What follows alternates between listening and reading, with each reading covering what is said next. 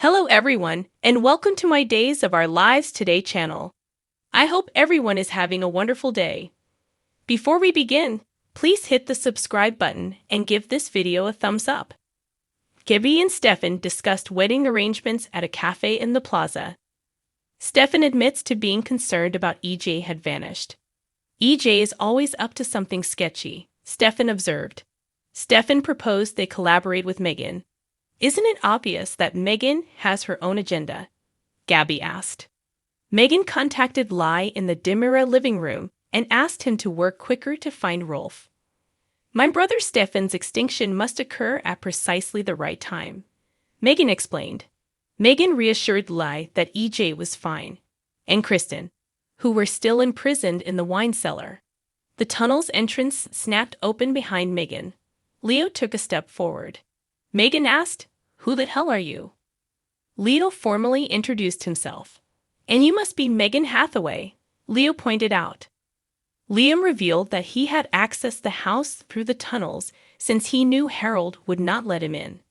Megan held a sharp letter opener in her hand and asked Leo whether he had helped himself to the wine collection.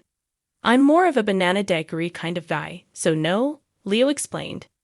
Leo introduced himself as Gwen's best friend and urged Megan not to use Gwen as a pawn in her plots. "You're not going to get away with it," Leo declared. Megan slammed the letter opener against the desk. "I have no idea what you're talking about," Megan said. Leo contended that Megan intended to use Gwen to smear Dimitri's reputation. Megan smiled.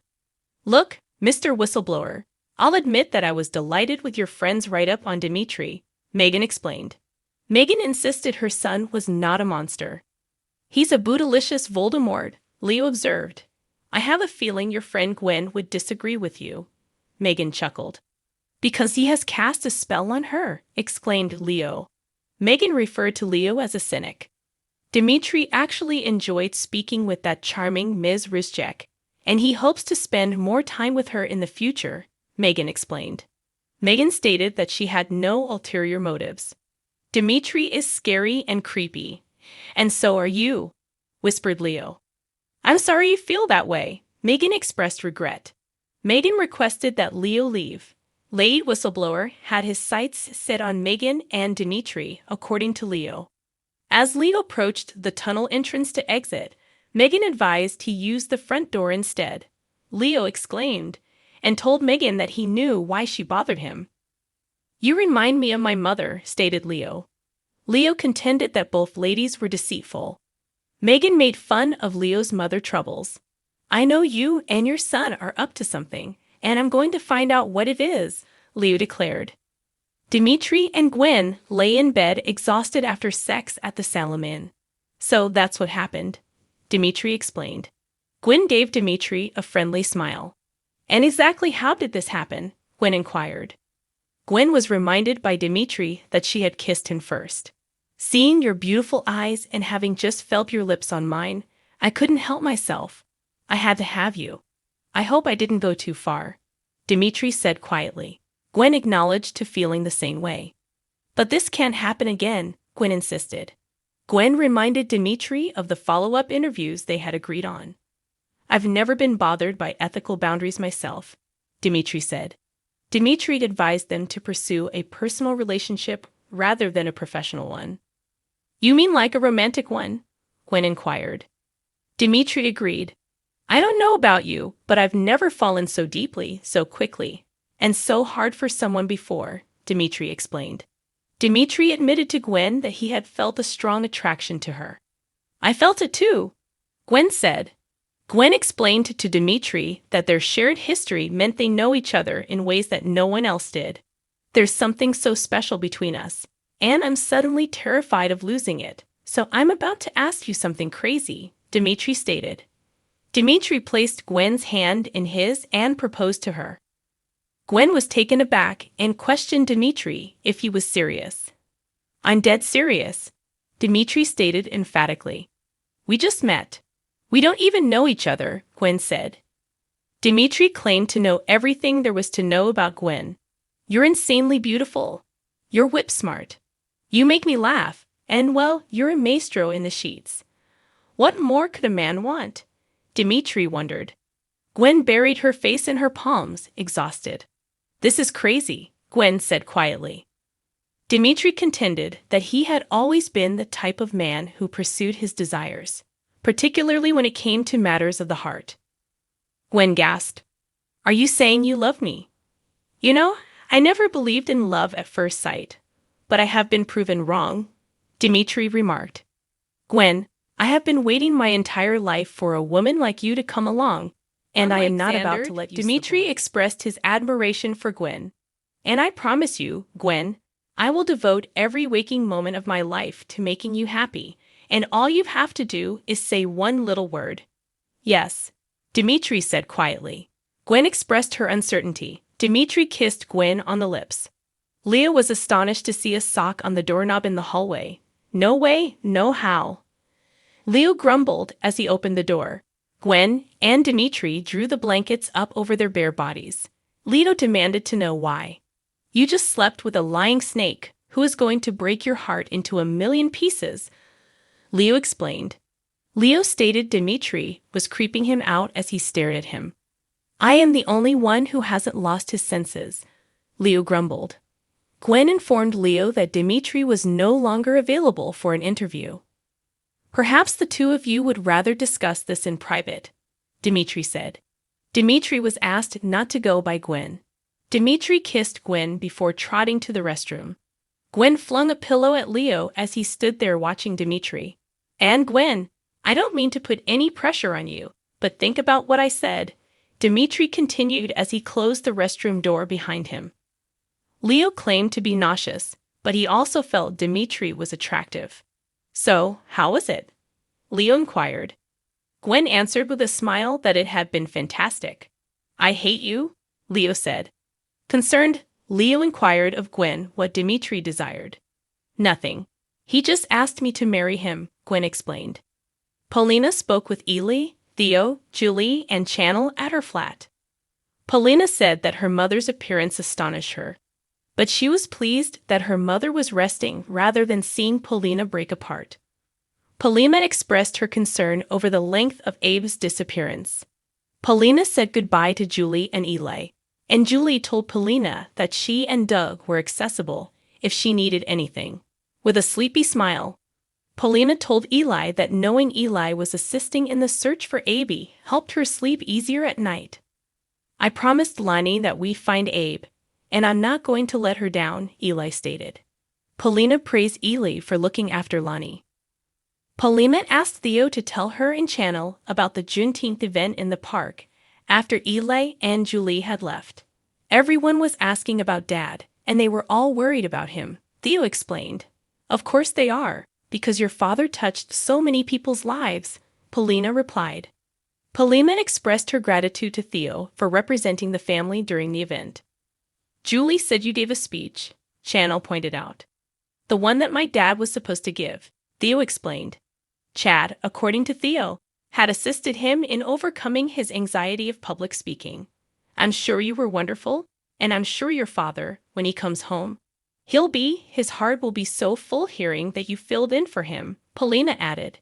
Theo dug into his luggage and extracted a blanket. Theo revealed that it was a gift from a woman for Abe and Paulina's anniversary. She said they'll give you strength and remind you that no matter how bleak things may seem, never give up hope, Theo explained. Paulina gripped the blanket and agreed with a nod. Despite Paulina's protests, Theo insisted on staying at the Salem Inn while assisting in the search for Abe. We became family a year ago today, which means we have to look out for each other, as Dad would want, Theo explained. Paulina showed Channel her wedding album after Theo had departed. You were so beautiful that day, Channel replied. Not that you aren't every day. Paulina smiled as she thanked her daughter. Look at that beautiful cake you made for us. There's still a piece in the freezer. Abe and I were supposed to share it today, Paulina said. Channel informed Paulina that she would shortly share the cake with Abe. Channel took a piece of paper from the album, and Paulina noticed that Abe had printed out his wedding vows for her to keep. Abe's words, they were so heartfelt, Channel remarked. I can't believe it, but I love him even more today than I did then. And I wish he was here so I could tell him, Polina added. Polina sobbed in Channel's arms, and Channel told her mother that Abby knew. Wherever he is, he knows, Channel declared. Polina, overcome with emotion, informed Channel that she lacked the strength to lose another husband. Channel implored Polina to remain strong for Abe, who was battling for his life to return home. Channel nodded and went into the back room to check on Olivia. Polina began to cry as she remembered Abe saying his wedding vows. Eli and Julie talked as they walked through the town square. It's one thing not to be with the person you love. But what if you don't know if they're dead or alive? Julie wondered. I just wish there was more we could do to help her. Eli expressed his regret. Julie stated that seeing Polina in such distress broke her heart. Stefan explained from his cafe seat. Gabby approached Eli and Julie, and Eli stated that he was in town to assist with the search for Abe. I heard he was missing, which is terrible. Have you heard anything about him? Gabby inquired. I didn't know you cared, Julie said. Gab had put on a brave face. Of course I care. I'm not heartless, Gabby replied.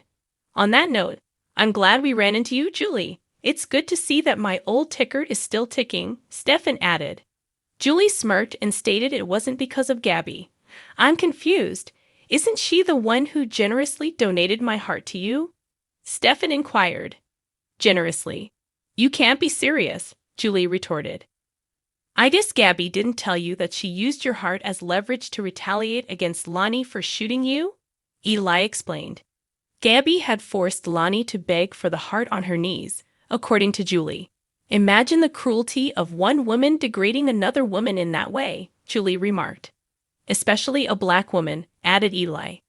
Gabby had also forced Lonnie to break Eli's heart in exchange for the heart transplant, according to Julie.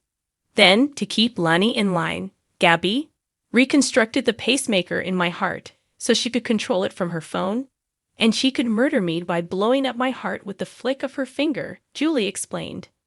I had no idea Gabby had gone to such extremes, Stefan said quietly. Julie scoffed that Gabby's behavior had sickened even Stefan. Actually, I couldn't be more proud, Stefan stated. Stefan looked at Gabby, and they both grinned. You're proud of Gabby, humiliating, tormenting, and manipulating Lonnie for over a year in this terrifying way, Julie exclaimed. Lonnie did shoot me in the throat, Stefan shot back. Your mother was attempting to flee, so Lonnie had no choice but to fire, and, if we're being honest, it's your own damn fault for jumping in front of a bullet. Eli contended. Stefan acknowledged that his recall was hazy. But, if I'm not mistaken, Lonnie hasn't been in trouble before for being a little trigger-happy. Isn't she in prison right now for shooting her own father? Stefan inquired. Eli took a step closer to Stefan, enraged. You're doing a lot of talking for someone who has no idea what the hell they're talking about, Eli pointed out. Julie took a step in front of Eli, warning him that Stefan and Gabby were not worth the trouble.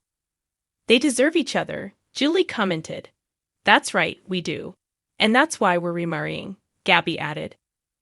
Congratulations, but you can both go to hell for your honeymoon, Julie said. Megan carried a tray from the kitchen into the Dimitri living room and paused in front of Stefano's portrait. Oh, Father, I suspect you won't approve of my plans for Stefan, but if it's any consolation, I'll do everything in my power to spare Kristen and EJ, Megan remarked to Stefano's image. Megan approached the tunnel's entrance. Hello, said Theo as he entered the room. Megan expressed concern about security. Megan smiled as Theo apologized for interrupting. You're Theo Carver, aren't you? Lexi's son, Megan pointed out. Theo grinned. Megan inquired, What brings you here? Theo stated that he needed to speak with EJ. Megan lied by claiming that EJ was on business away from town. When Megan volunteered to take a message, Theo stated that he only wanted to speak with EJ concerning Avi. I learned about your father, and I'm deeply sorry, Megan remarked. Megan reassured Theo that Stefano and Lexi would keep an eye out for Abe. Thank you. You know, you're not as scary as everyone portrays you to be, Theo said. Megan complimented Theo on his straightforward demeanor. Megan had started approaching the tunnel entrance after Theo had left when Dimitri returned home. Before Megan could stop him, Dimitri snatched a sandwich off the platter. Dimitri smirked as he admitted to Megan that he had slept with Gwen. Megan expressed her pride in her son. Megan inquired, "Did you pop the question?" Dimitri promised to respond soon. "I can practically hear wedding bells already," Megan exclaimed. "Who's getting married?" Stefan said as he entered the room with Gabby. Megan stated that she wished to have an engagement party. "That's very generous of you," Gabby commented. Megan promised them that it would be a party they would never forget. Julie apologized to Ely about the incident in the square at the Horton residence. Julie mourned having that awful man's heart. "It's your heart now, which is why it's kind, generous, and loving, just like you," Eli remarked. Eli proposed that they concentrate on Abe and disregard Stefan and Gabby. Abe told Whitley in his apartment that he remembered their wedding and that she had not been the bride. "If it wasn't me, sweetheart, then who was it?" Whitley inquired. "It was that woman, the one from my dream," Abe explained. Whitley shook her head dismissively. Abe insisted that it was a memory, not a dream. Abe insisted on seeing a wedding photo. Whitley recalled Channel showing him the wedding photo at the hospital. "But I had just woken up from surgery, and everything was fuzzy," Abe explained. Abe requested to see the photograph again. Whitley explained that their wedding album had been destroyed in a fire with a shrug. "There isn't a single photo left from our wedding?" Abe inquired. "Not a single one," Whitley stated emphatically. Suspicious, Abe inquired of Paulina if Chano might text the photo. "Why don't I just call her?" Abe said. Whitley quickly took out her computer and edited her face into Abe's wedding photo. "My mind must be playing tricks on me," Abe exclaimed, staring at the changed photograph. "I noticed that you don't wear your wedding ring," Abe pointed out. Whitley said she didn't wear her ring to work. Whitley took a ring off the desk when Abe asked to see it. "I'm so sorry for doubting you, accusing you of not being my wife, especially on our anniversary," Abe said. "How can I make it up to you?" Whitley grinned. Abe was looking at a stuffed cat while Whitley was in the other room. "What have I gotten myself into?" wondered Abe. Whitley instructed Abe to turn on the music, and he did so. Whitley exited the bedroom as Here Comes the Bride played, wearing a gorgeous green dress and matching hat. "It is such an honor and privilege to renew our vows on such a blessed day," remarked Whitley. "Shouldn't we have invited our family?" wondered Abe. Whitley agreed to provide images of their renewal ceremony to everyone. "I'm not dressed exactly for the occasion," Abe said. Whitley pointed out that Abe's suit was burned in the fire with the wedding photos when he offered to put on his suit. Paulina and Abe exchanged wedding vows. Thanks for watching. If you like this video, so please don't forget to subscribe my channel and don't miss any update.